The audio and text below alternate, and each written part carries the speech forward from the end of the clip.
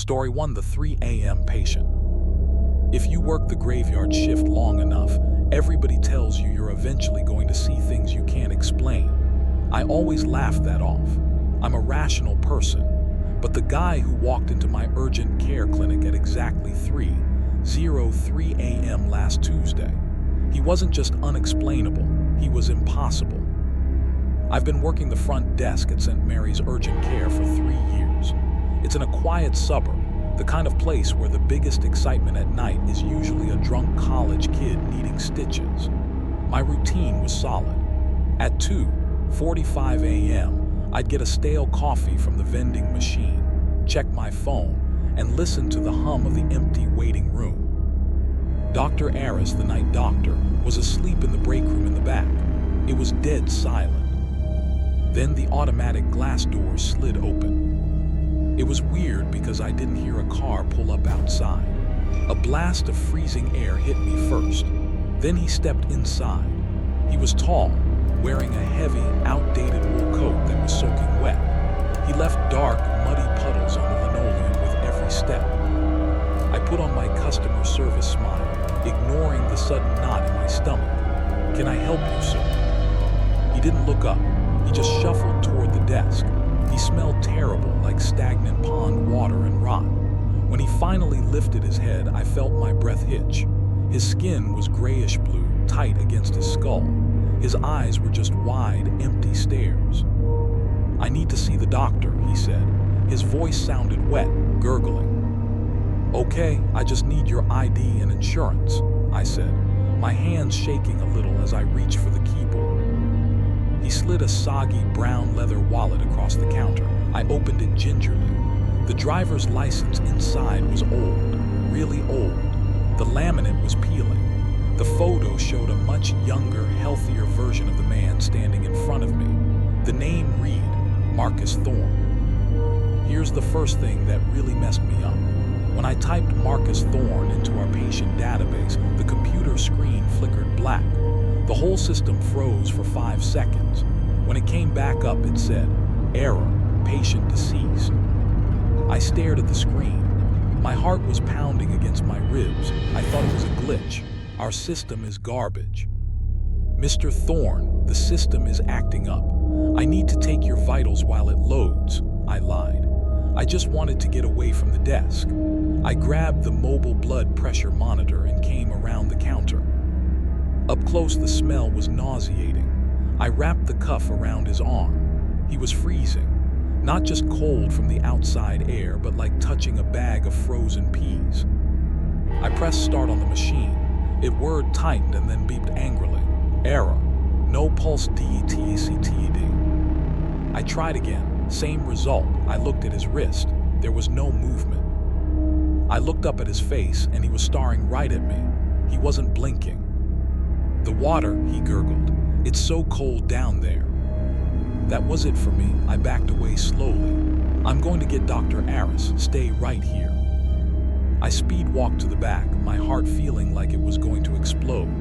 I shook Dr. Aris awake. "You need to get out there now. Something is seriously wrong with this guy. He has no pulse and he's talking crazy." Dr. Aris, groggy and annoyed, grabbed his stethoscope. "Probably just bradycardia and a cheap machine, Sarah. Calm down." He went out into the hallway. I stayed in the break room door, peeking out. I saw Dr. Aris approach the man in the waiting room. Then I did something that I still regret. While the doctor was talking to him, I pulled out my personal phone and Googled Marcus Thorne and our town name.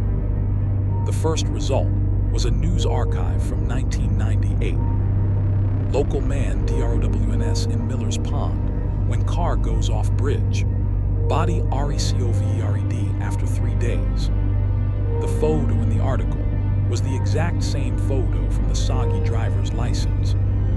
A scream tore through the clinic. It wasn't the patient, it was Dr. Aris. I dropped my phone and ran into the hallway. The waiting room was empty. The automatic doors were closed. There was nobody outside. The wet footprints stopped in the middle of the room. Dr. Aris was standing where the patient had been, staring at the floor, his face totally white.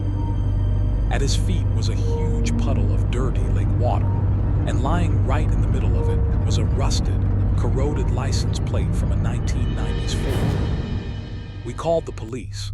They watched the security footage. On the tape, you see the doors open at 3:03 a.m. You see me talking to thin air. You see me take the blood pressure of nothing. You see Dr. Aris walk out and scream at an empty room. Nobody believes us. They think we were on drugs or having a shared hallucination from lack of sleep. Dr. Aris quit 2 days later. I still work the night shift. I need the money. But now, every night at 3 a.m., I lock the automatic doors. And sometimes, when it's really quiet, I swear I can smell stagnant pond water drifting under the crack of the door. Story 2. The empty office corridor. The scariest part wasn't seeing the figure standing at the far end of the hallway at 3 in the morning. It was realizing that the figure was wearing my exact clothes, down to the scuffed sneakers. My name is Alex, and I used to work data entry at one of those soulless corporate parks just off the highway. You know the type: glass walls, gray cubicles, and fluorescent lights that hum constantly. I needed the overtime cash for tuition, so I volunteered for the graveyard shift to migrate some old servers. By 2:00 a.m. last Thursday, I was the only person left on the 4th floor. It was terrifyingly quiet. The only sounds were the tapping of my keyboard and the occasional rattle of the vending machine down the hall. Around 2:45 a.m., I hit a wall. My eyes were burning. I needed coffee if I was going to finish before dawn. I pushed away from my desk and stretched, the silence pressing in on my ears. I walked out of my cubicle bay and into the main corridor that ran the length of the building. The break room was on the other end, past the elevators. It's a long walk. As I was halfway down the hall, the lights flickered. It wasn't a quick flash. They dimmed slowly, like the building was exhaling, plunging the corridor into near-total darkness for about 3 seconds before buzzing back on. I froze. The air suddenly felt freezing cold, like someone had opened a freezer door right next to me. "Hello, cleaning crew," I called out. My voice sounded thin and shaky. It echoed weirdly down the hall. No answer, just the hum of the lights. I told myself it was old wiring and kept walking, faster now. I grabbed a lukewarm coffee from the break room and immediately headed back. I just wanted to get back to the relative safety of my desk lamp. As I passed the elevators on the way back, I heard it. Thump it. It came from behind me, back toward the break room I had just left. It sounded like a heavy directory binder hitting the floor. I spun around. The corridor behind me was empty. My heart started hammering against my ribs. I speed walked back to my desk. When I got there, my computer screen was black. I jiggled the mouse. Nothing. I tapped the space bar. Suddenly, bright green text appeared in the dead center of the black screen. It wasn't a system error.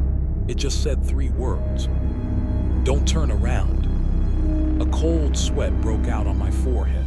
I instinctively reached for my phone to call the security desk in the lobby. The screen was completely dead. I pressed the power button frantically. Nothing. It had been at 80% charge 20 minutes ago. I sat there for what felt like an hour, staring at those green words, terrified to move. The silence felt heavier now, like it was watching me. Eventually, panic overtook fear. I couldn't stay sitting there. I had to get out. The only way out was back down that main corridor to the emergency stairwell located past the elevators. I grabbed my car keys, took a deep breath, and stood up. I didn't look behind me. I just started running toward the corridor. I burst out of the cubicle bay and into the main hallway. I stopped dead. The hallway looked different. It seemed longer than before. And at the very far end, near the emergency exit doors, someone was standing there. It was a man facing away from me, staring at the exit. He was perfectly still. "Hey," I yelled, my voice cracking. "Who are you? The building is supposed to be secured." The figure didn't move. I started backing away slowly. That's when the lights flickered again. That slow, sickening dim. When they buzzed back to full brightness, the figure had turned around. I felt the blood drain from my face. My knees almost buckled. The guy at the end of the hall was me. It was my face, looking pale and terrified, eyes wide with horror.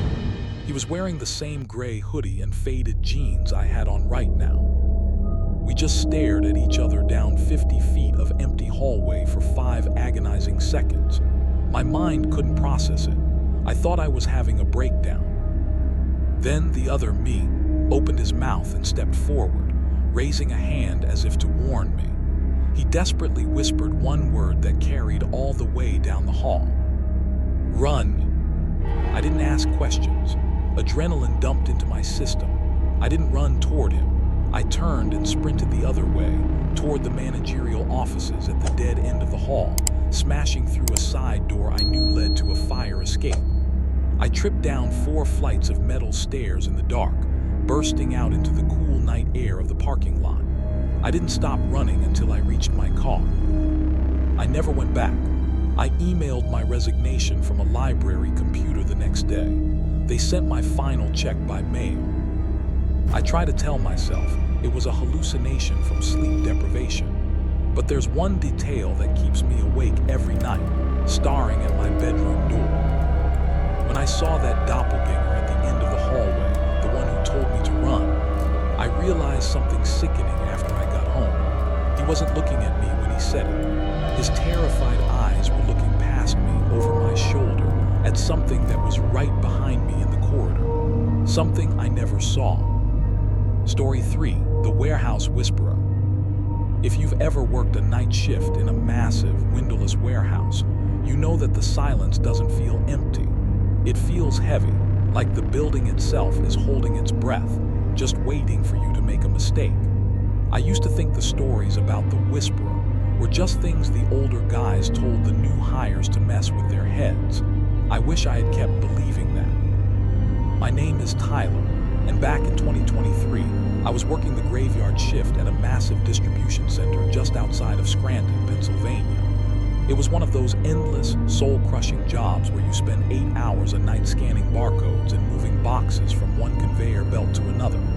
The pay was decent, but the isolation was the real killer. By 3:00 a.m., the caffeine stops working, and your mind starts playing tricks on you. The warehouse was divided into zones. Zone 4 was the worst. It was the oldest part of the building, tucked away in the back where the motion sensor lights were notoriously glitchy. It was mostly used for long-term storage, stuff that hadn't been touched in years.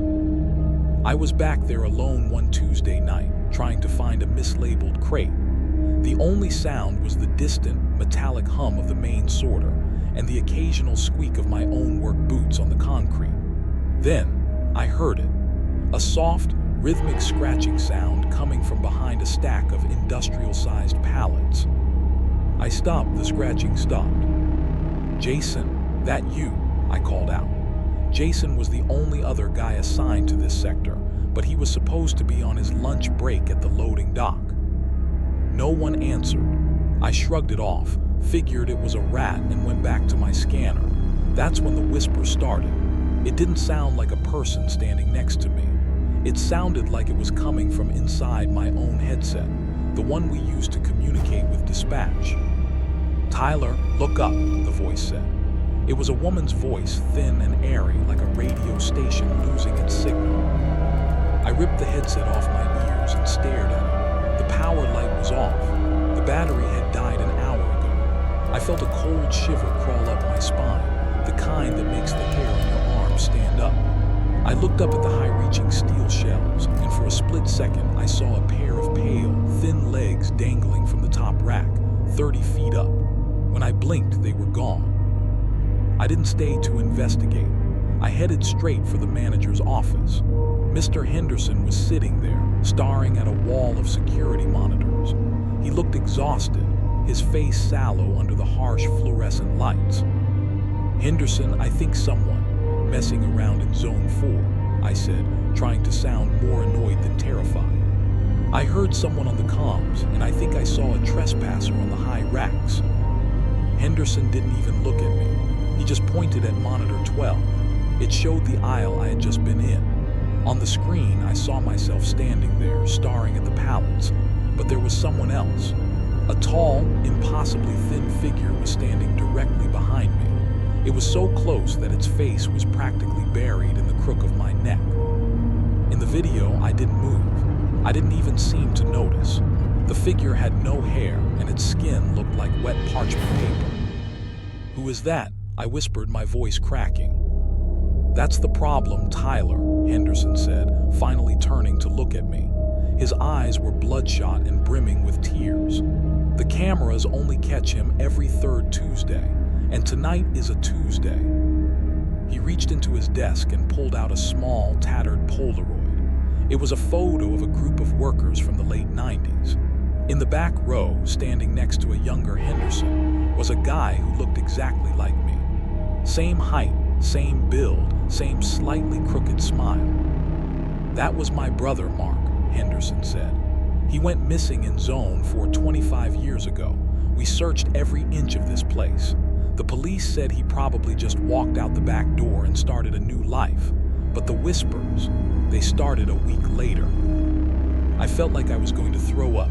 "Why are you telling me this now?" "Because," Henderson whispered, "Mark didn't just go missing. He was obsessed with the inventory. He thought the warehouse was eating the shipments.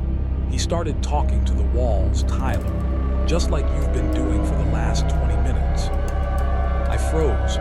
"What are you talking about? I just got here." Henderson slowly turned the monitor toward me and hit the rewind button. The timestamp showed 2:40 a.m. On the screen, I wasn't searching for a crate. I was standing in the middle of the aisle, my head tilted back, laughing and talking to the empty air for nearly half an hour. I had no memory of it. None. Suddenly, the PA system throughout the entire warehouse clicked on. A screeching, distorted feedback filled the room, followed by that same thin, airy voice. But this time, it wasn't a woman. It was a man. It sounded like Mark. "It's time to scan out Tyler." The voice boomed through the speakers. The lights in the office began to flicker. On the monitor, the thin figure behind my recorded self suddenly reached out and grabbed my shoulders. At the exact same moment, I felt two icy, skeletal hands clamp down on my real shoulders in the office. I didn't look back. I bolted. I shoved past Henderson, ran through the dark aisles of Zone 3 and 2, and burst through the emergency exit, triggering the alarm. I didn't stop until I reached my car and drove 20 miles over the speed limit all the way home. I never went back for my last paycheck. I blocked Henderson's number. I moved to a different state and took a job working outdoors in the bright sunlight, where there are no shelves and no hushed corridors.